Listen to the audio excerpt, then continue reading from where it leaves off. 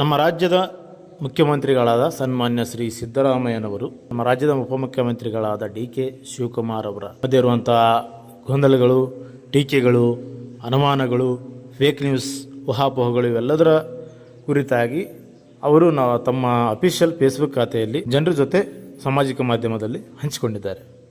ಅಷ್ಟಕ್ಕೂ ಅದೇನಪ್ಪ ಅಂತಂದರೆ, ಉಪಮುಖ್ಯಮಂತ್ರಿಗಳಾದ ಸನ್ಮಾನ್ಯ ಶ್ರೀ ಡಿ.ಕೆ. ಶಿವಕುಮಾರ್ ಅವರ ಮತ್ತು ಹಾಗೂ ನನ್ನ ಮಧ್ಯೆ ನಡೆದಂಥ ಉಪಹಾರದ ನಂತರ ನಮ್ಮ ಮಧ್ಯೆ ಆದಂಥ ಮಾತುಗಳು. ಪಕ್ಷದ ವರಿಷ್ಠರ ತೀರ್ಮಾನದಂತೆ ನಾನು ಹಾಗೂ ಉಪಮುಖ್ಯಮಂತ್ರಿಗಳಾದ ಡಿ.ಕೆ. ಶಿವಕುಮಾರ್ ಅವರು ಸೂಚಿಸಿದಂತೆ ನಾವು ಪಾಲಿಸ್ತೇವೆ. ಸೊ ಅವ್ರು ಹೇಳೋದನ್ನು ನಾವು ಪಾಲನೆ ಮಾಡ್ತೀವಿ ಅಂತ ತೀರ್ಮಾನ ಮಾಡಿದ್ದಾರೆ. ಮತ್ತು ಸಚಿವರಾಗಲಿ ಶಾಸಕರಾಗಲಿ ಯಾರೂ ನಮ್ಮ ತೀರ್ಮಾನದ ವಿರುದ್ಧವಿಲ್ಲ.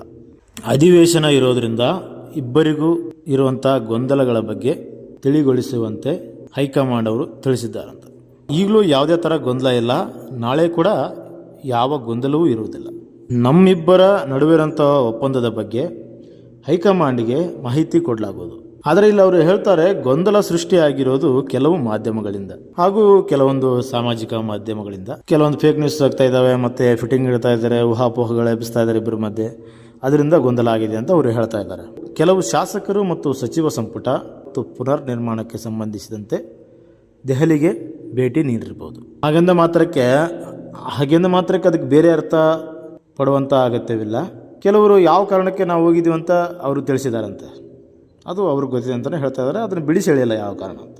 ಪಕ್ಷದ ವರಿಷ್ಠರ ಸೂಚನೆಯಂತೆ ಡಿ.ಕೆ. ಶಿವಕುಮಾರ್ ಮತ್ತು ನಾನು ನಮ್ಮ ಮನೆಯಲ್ಲಿ ಒಟ್ಟಿಗೆ ಉಪಹಾರ ಸೇವಿಸಿದ್ದೀವಿ.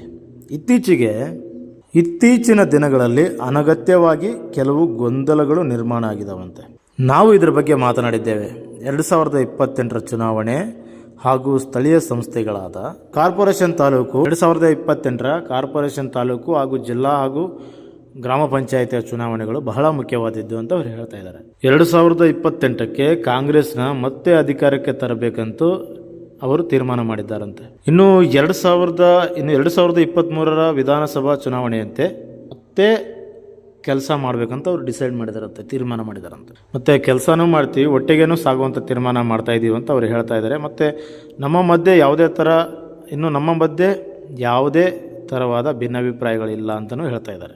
ಸೊ ನಮ್ಮ ಭಿನ್ನಾಭಿಪ್ರಾಯಗಳು ಈಗಲೂ ಇಲ್ಲ, ಮುಂದೆಯೂ ಇರುವುದಿಲ್ಲ ಅಂತಲೂ ಹೇಳ್ತಾ ಇದ್ದಾರೆ. ಇನ್ನು ಈ ಚಳಿಗಾಲದ ಅಧಿವೇಶನ ಡಿಸೆಂಬರ್ 8ರಿಂದ ಬೆಳಗಾವಿಯಲ್ಲಿ ಆರಂಭ ಆಗ್ತಾ ಇದೆಯಂತೆ. ಇನ್ನು ವಿರೋಧ ಪಕ್ಷದವ್ರ ಬಗ್ಗೆ ಮಾತು ಹೇಳಿದ್ದಾರೆ. ಇನ್ನು ನಾವು ವಿರೋಧ ಪಕ್ಷದವರನ್ನು ಸಮರ್ಥವಾಗಿ ಎದುರಿಸಿದ್ದೀವಿ ಮತ್ತು ಇನ್ನು ಮುಂದೆ ಕೂಡ ಎದುರಿಸ್ತೇವೆ ಅಂತಲೂ ಹೇಳಿದ್ದಾರೆ. ಸೊ ಅಪಪ್ರಚಾರ ಮತ್ತು ಸುಳ್ಳು ಆರೋಪಗಳನ್ನು ಮಾಡುವುದು BJP ಹಾಗೂ JDS ಅವರ ಚಾಳೆ ಅಂತೆ. ಸಮರ್ಥವಾಗಿ ನಾನು ಹಾಗೂ ಉಪಮುಖ್ಯಮಂತ್ರಿಗಳು ಅಂದರೆ ಡಿ.ಕೆ. ಶಿವಕುಮಾರ್ ಅವರು ಈ ಒಂದು ಟೀಕೆಗಳನ್ನ ಆರೋಪಗಳನ್ನ ಎದುರಿಸುತ್ತೇವೆ ಅಂತ ಹೇಳ್ತಾ ಇದ್ದಾರೆ ಅವರು. ಅದಕ್ಕೆ ಅಗತ್ಯ ಇರುವಂಥ ಕಾರ್ಯತಂತ್ರಗಳನ್ನ ರೂಪಿಸಿಕೊಂಡಿದ್ದೇವೆ. ಮುಖ್ಯಮಂತ್ರಿ ಹುದ್ದೆಯ ಬಗ್ಗೆ ಆಗಿರುವಂಥ ಗೊಂದಲಗಳಿಗೆ ಕೆಲವು ಮಾಧ್ಯಮಗಳೇ ಕಾರಣ ಅಂತ ಅವರು ಹೇಳ್ತಾ ಇದ್ದಾರೆ. ಕೆಲವು ಮಾಧ್ಯಮ ಅಂದರೆ ಕೆಲವು ಮೀಡಿಯಾ ಆಗಿರ್ಬೋದು, ಇಲ್ಲ ಕೆಲವು ಸೋಷಿಯಲ್ ಮೀಡಿಯಾ ಆಗಿರ್ಬೋದು. BJP JDS ಪಕ್ಷಗಳು ಪತ್ರಿಕೆಗಳಲ್ಲಿ ಅವಿಶ್ವಾಸ ನಿರ್ಣಯ ಬಗ್ಗೆ ತಿಳಿಸಿದ್ದಾರಂತೆ.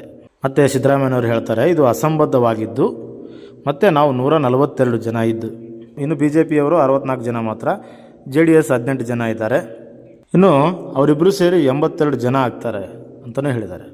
ಸೊ ಇದೊಂದು ವಿಫಲ ಪ್ರಯತ್ನ ಎಂದು ಭಾವಿಸಿದ್ದೇನೆ ಅಂತಲೂ ಹೇಳ್ತಾ ಇದ್ದಾರೆ. ವಿರೋಧ ಪಕ್ಷಗಳು ಏನೇ ಸುಳ್ಳು ಆರೋಪ ಮಾಡಿದ್ರು ಅದನ್ನೆಲ್ಲ ಸಮರ್ಥವಾಗಿ ಎದುರಿಸುವಂಥ ಪ್ರಯತ್ನ ಮಾಡ್ತೀವಿ ಅಂತಲೂ ಹೇಳ್ತಾ ಇದ್ದಾರೆ. ಸೊ ಇದಿಷ್ಟು ನಮ್ಮ ರಾಜ್ಯದ ಮುಖ್ಯಮಂತ್ರಿಗಳಾದ ಸನ್ಮಾನ್ಯ ಶ್ರೀ ಸಿದ್ದರಾಮಯ್ಯನವರು ಅವರ ಮಧ್ಯೆ ಹಾಗೂ ಉಪಮುಖ್ಯಮಂತ್ರಿ ಡಿ.ಕೆ. ಶಿವಕುಮಾರ್ ಅವರ ಮಧ್ಯೆ ಇರುವಂಥ ಗೊಂದಲಗಳ ಬಗ್ಗೆ ತಮ್ಮ ಫೇಸ್ಬುಕ್ ಅಫಿಷಿಯಲ್ ಖಾತೆಯಲ್ಲಿ ತಿಳಿಸಿರುವಂಥ ಮಾಹಿತಿ.